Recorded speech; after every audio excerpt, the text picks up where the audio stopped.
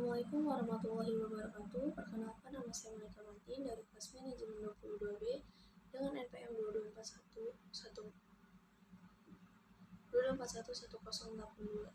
Di video kali ini saya ingin menjelaskan tentang ukuran pemusatan data tunggal. Ukuran pemusatan data tunggal adalah ukuran pemusatan data yang digunakan untuk data yang bersifat tunggal, yaitu data yang hanya memiliki satu nilai. Ukuran pemusatan data tunggal yang paling umum digunakan adalah rata-rata atau mean. Rata-rata dihitung dengan menjumlahkan semua data dan membaginya dengan jumlah data rumus rata-rata sebagai berikut. Rata-rata sama dengan X per N adalah jumlah data. Pemilik ukuran pemusatan data tunggal yang tepat tergantung pada karakteristik data yang akan dianalisis. Jika data bersifat simetris, maka rata-rata, median, dan modus akan memiliki nilai yang sama. Namun jika data tidak simetris, maka ketiga ukuran pemusatan data tersebut dapat memiliki nilai yang berbeda. Lalu contoh ukuran pemusatan data tunggal. Ukuran pemusatan data tunggal adalah ukuran pemusatan data yang digunakan untuk data yang bersifat tunggal, yaitu data yang memiliki satu nilai. Ukuran pemusatan data tunggal yang paling umum digunakan adalah rata-rata atau mean. Rata-rata dihitung dengan menjumlahkan semua data. Pemilihan ukuran pemusatan data tunggal yang tepat tergantung pada karakteristik data yang dianalisis.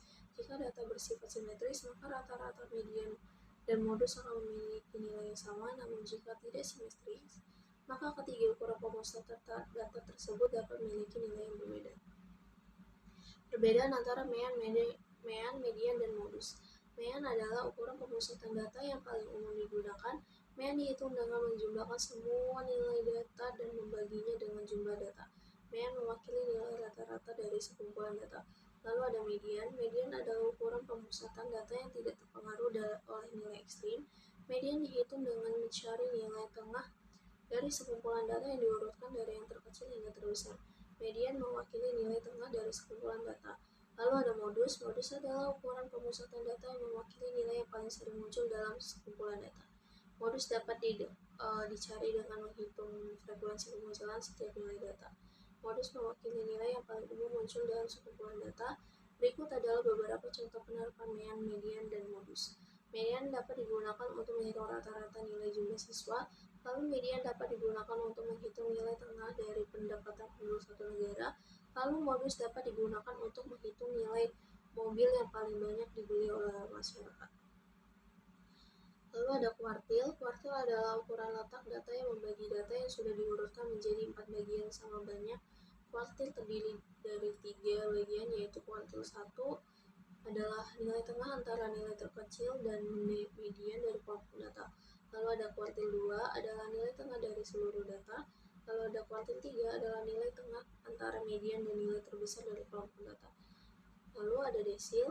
Desil adalah ukuran letak data yang membagi data yang diurutkan menjadi 10 bagian sama banyak. Desil terdiri dari 9 bagian. Desil pertama adalah nilai membagi data menjadi 2 bagian yang sama besar. Lalu desil kedua adalah nilai membagi data menjadi 3 bagian yang sama besar.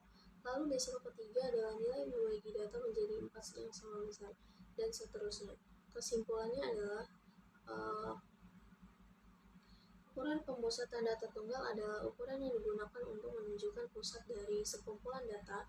Ukuran pemusatan data tunggal yang paling umum digunakan adalah mean, median, dan modus. Mean adalah rata-rata data. Mean dihitung dengan menjumlahkan semua data dan membaginya dengan jumlah data. Median adalah nilai tengah dari data setelah data diurutkan dan terkecil ke terbesar. Lalu ada modus adalah nilai yang paling sering muncul dalam data. Masing-masing ukuran pemusatan data tunggal memiliki lebih dan kekurangannya masing-masing. Mean merupakan pemusatan data yang paling umum digunakan, namun mean dapat dipengaruhi oleh nilai pencilian. Median tidak dipengaruhi oleh nilai pencilian, namun median hanya dapat digunakan untuk dengan jumlah data genap. Lalu modus tidak dipengaruhi oleh nilai pencilian dan dapat digunakan untuk data dengan jumlah data genap atau ganjil. Namun modus hanya dapat digunakan untuk data yang memiliki nilai yang berulang. Dalam memiliki ukuran pemusatan data tunggal yang tepat, perlu diperhatikan karakteristik data yang akan dianalisis. Mungkin itu saja yang bisa dapat saya sampaikan. Terima kasih. Wassalamualaikum warahmatullahi wabarakatuh.